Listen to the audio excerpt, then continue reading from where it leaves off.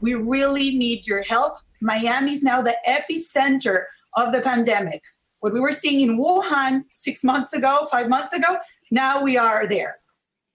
Florida has now set the record for the largest number of coronavirus cases reported in a single day in any state. 15,300 cases reported yesterday. Rebecca Jones built Florida's coronavirus data portal, but she says she was fired by the state of Florida on May 18th after refusing to manipulate data to make it seem as if certain Florida counties had met the criteria to reopen. She has been tracking the coronavirus data in Florida on her own since then.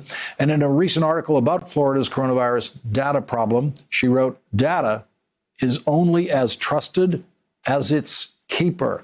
And joining us now is the keeper of Florida data, Rebecca Jones, the former manager of data and surveillance for COVID-19 at the Florida Department of Health. Thank you very much for joining us again tonight, Rebecca. What is the situation with the state of Florida's publicly available data? Is it still as flawed, to put it mildly, as it was when you were fired?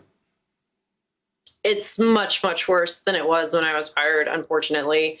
They've dumped antigen tests into the percent positivity, but not separated them. They've restricted some data.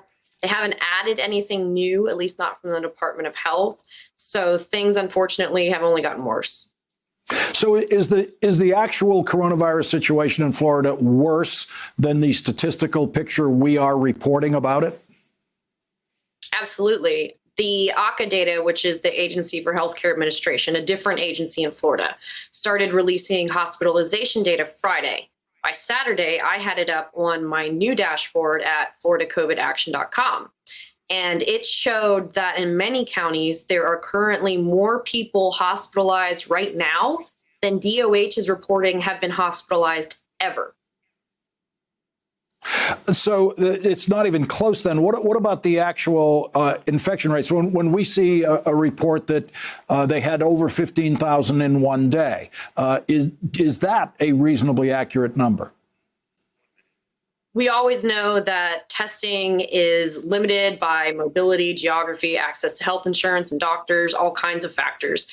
So on any given day, we're not testing a fair share of the population, and it's not distributed equally among the population.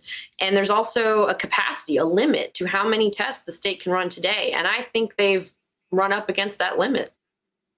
Has Florida done anything to prepare for the reopening of schools that the governor is urging? My understanding at this point is that the state is allowing counties to take whatever measures they feel are necessary individually in individual school districts. That's not state leadership. That is just passing the buck.